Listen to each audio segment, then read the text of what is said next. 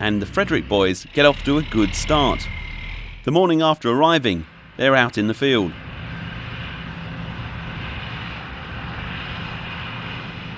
The first combine to arrive cuts a small patch of crop to make enough room for the rest of the machinery to park up.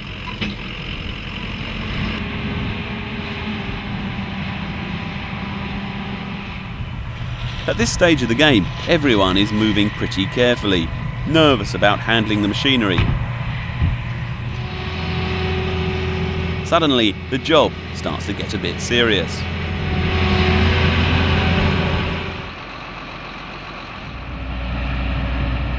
And it's when the machinery is so unfamiliar, and there are so many men on the ground, that a foot slipping off a pedal or a hand on a wrong lever could get the season off to a terrible start.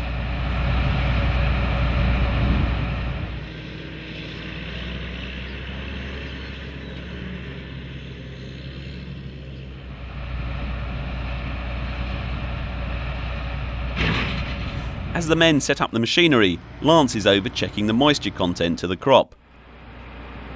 It's ready, so he gives the signal to start.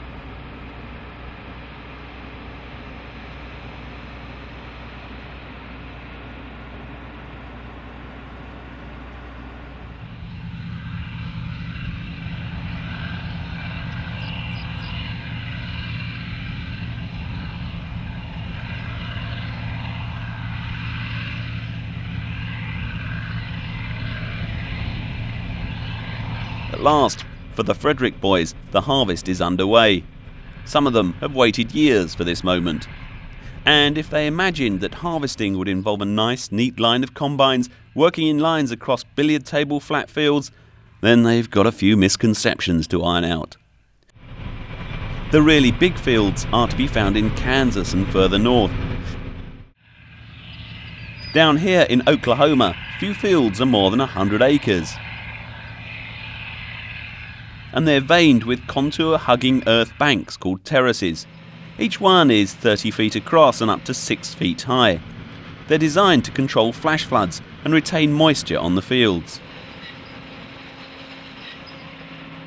Cutting them involves running one wheel along the top of the earth bank, so that one half of the header is running 6 feet in the air, and the other runs the risk of digging deep in the ground. Each terrace takes 2 passes, one in each direction.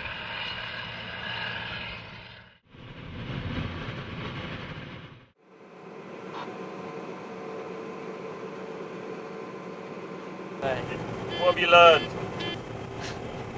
What have I learned? Basically, what have I learned? The fields aren't level. They're a bit humpy-bumpy. They make the landscape looks very flat, but the fields are not level at all. They're a bit like a rippled blanket. You've got ditches in them, terraces in them, big wet spots in them where we've had a lot of rain lately. What about that 36-foot header though? What's it like to handle? Yeah, very good when you're going on level ground, but when you're on these ditches and terraces bits, it's a bit too wide because either one side of the header's digging in the ground and the other side's missing the crop, or both sides are digging in and you're not getting the crop in the middle of the belt, you're leaving it underneath. So you just got to cut all ways around it. If you've got a bump, you've got to just keep cutting on different angles to it until you get it all, basically.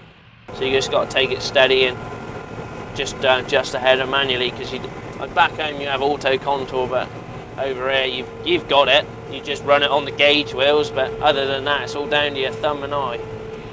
Always cut high. Just get the heads. Just the heads. They don't want the straw at all. No, don't want the straw. As long as you've got every head that's out there, that's good enough. They don't worry about the length of straw you're leaving, because they don't want it. They just get the heads. As long as you don't miss anything, and if you do miss anything ever, turn round and go back and get it. And you've got to leave the fields tidy no matter what you do.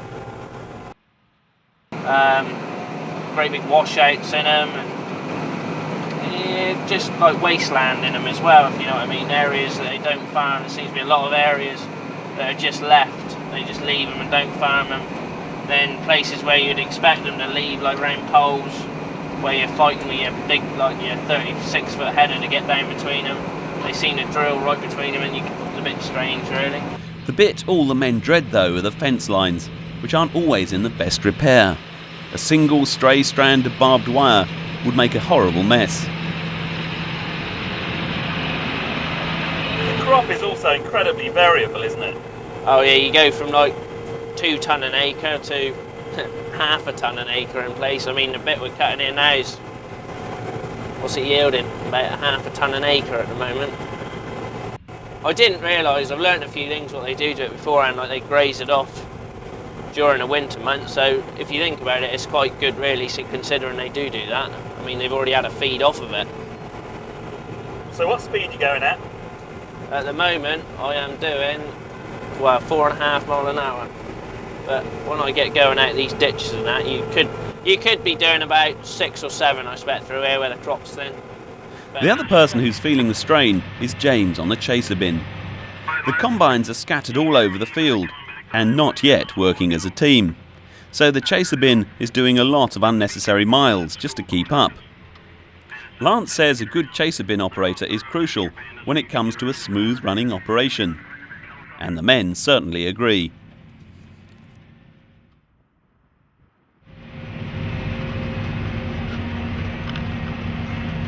Can make a huge difference to the operator as far as, you know, if you're in rough, tougher conditions where you need to be watching your knife and the header itself,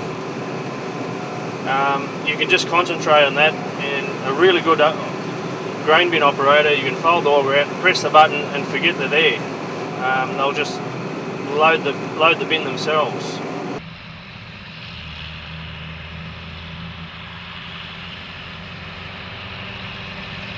But once they get a few hours under their belts, they soon learn to help the chaser bin man by working closer together. But the lie of the land, the terraces and the unfamiliar machinery means that for some of them the job is much harder than they could ever have imagined.